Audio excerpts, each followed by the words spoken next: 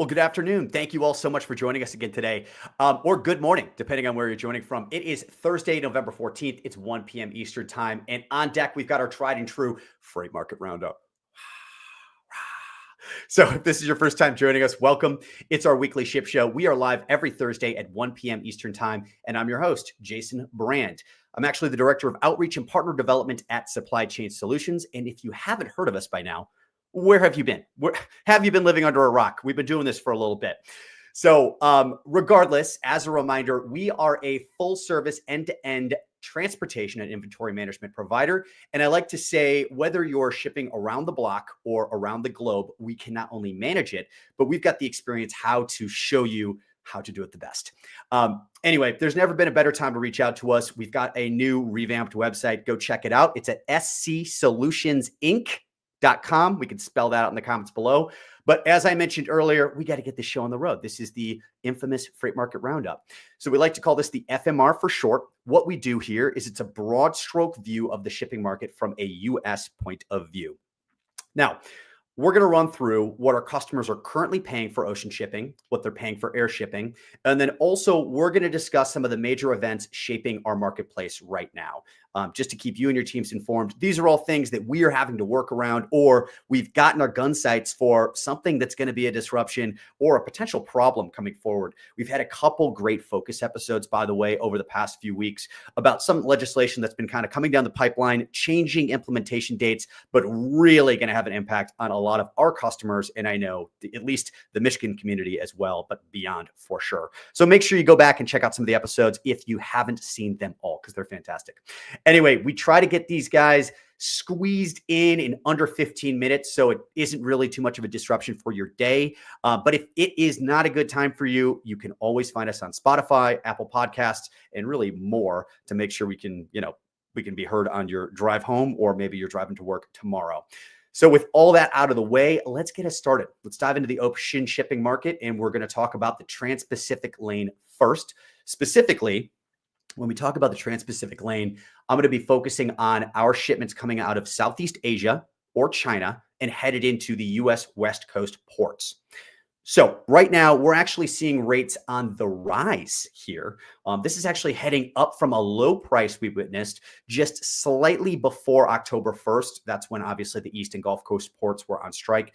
Now, right now, we are shipping on this lane for right around 5,100 per FEU.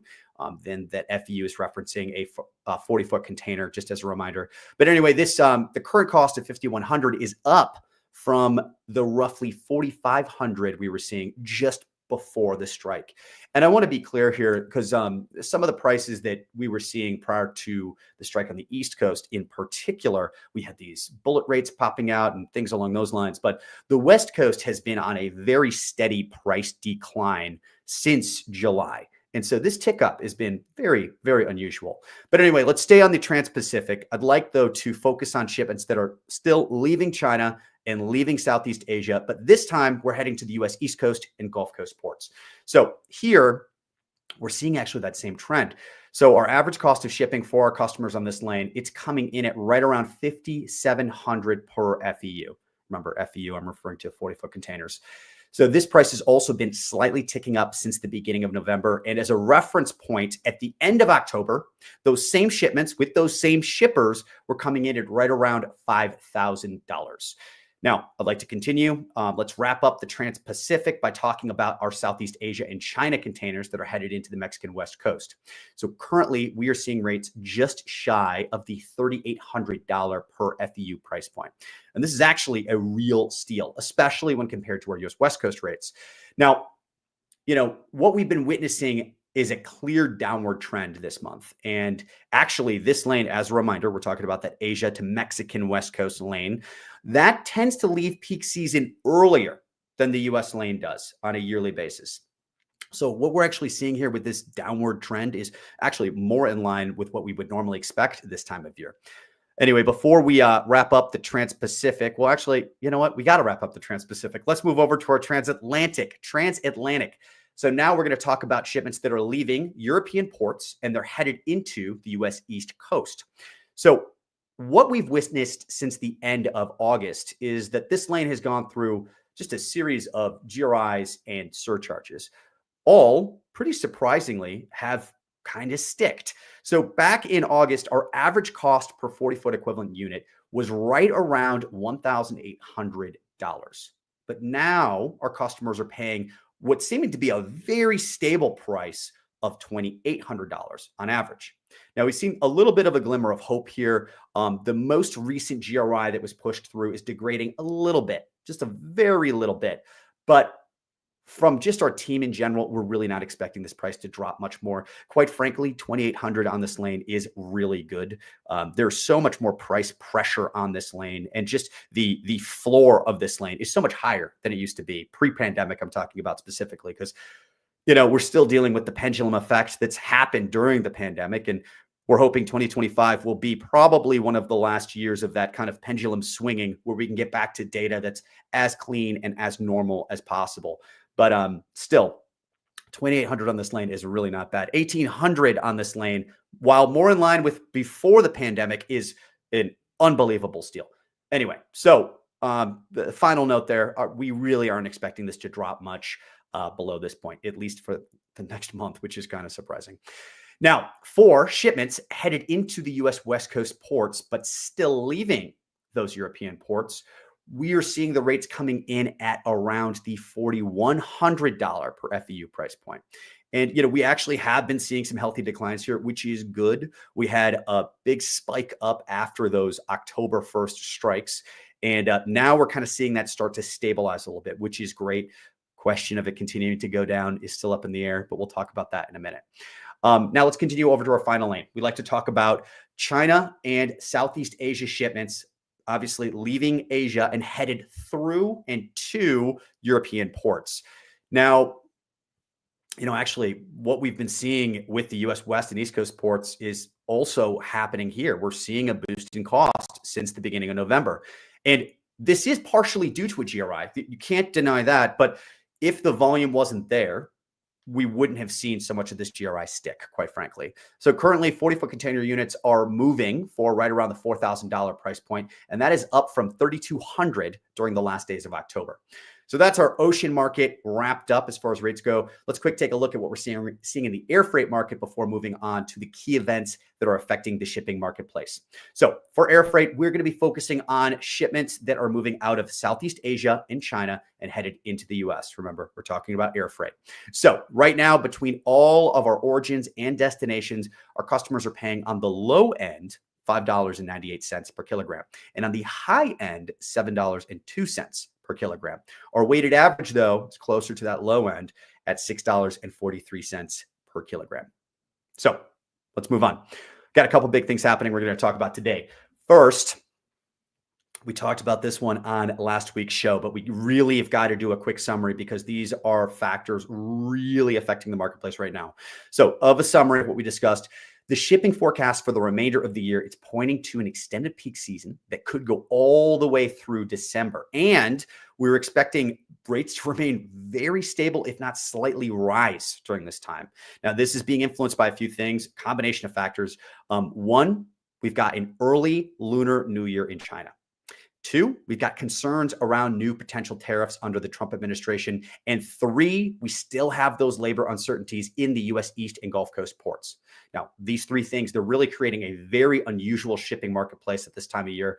But that last point I mentioned, those labor uncertainties in the East and Gulf Coast ports, we were just dealt another blow on that factor just as of Tuesday, and actually Tuesday and Wednesday of this week. So the International Longshoremen's Association, which, as a reminder, I'm going to refer to them as the ILA going forward. But they said on Wednesday, they have halted their negotiations with the USMX. USMX, as a reminder, represents their maritime employers. So the two parties were supposed to meet 4 days this week, but the ILA walked out after day 2 and stated their reason for doing so was over the language in a new master contract that was presented by the USMX. So the ILA is claiming that this new agreement put forth included some management proposal for introducing semi-automated equipment that would eliminate longshoremen jobs.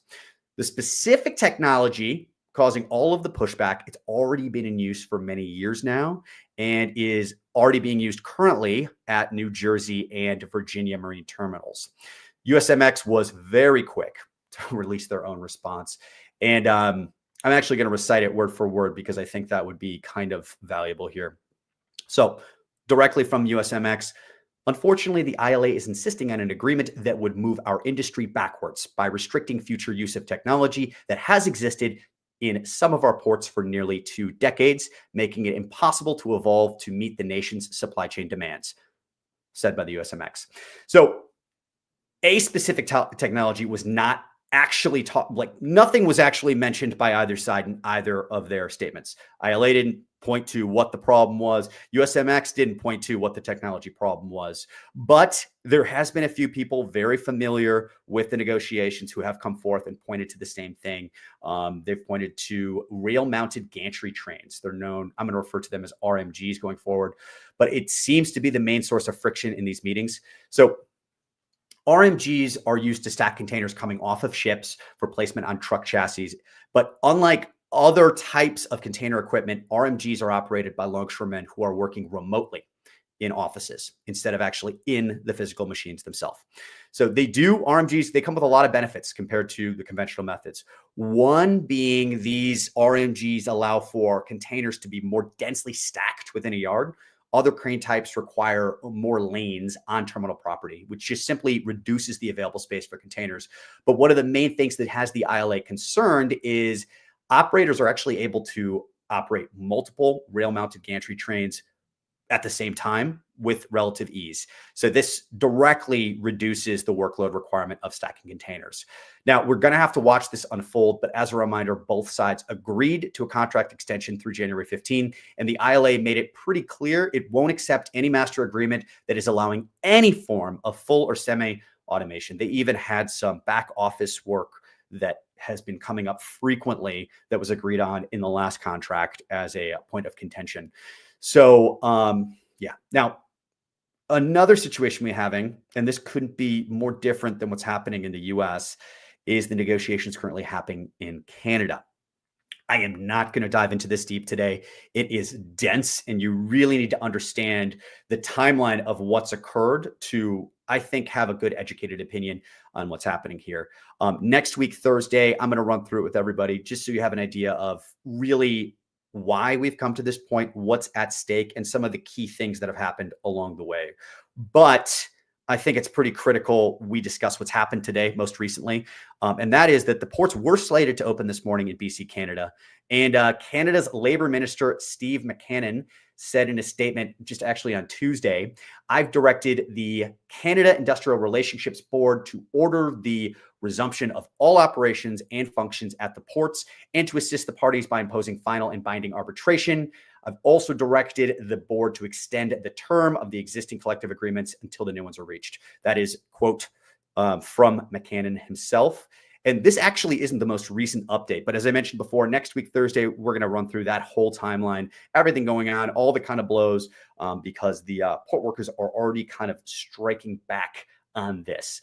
But we really appreciate all of you for joining us today. Make sure you reach out to our team to get the best insight into strategies that we're using right now to make sure our customers are navigating this very unusual moment in the shipping industry cost effectively.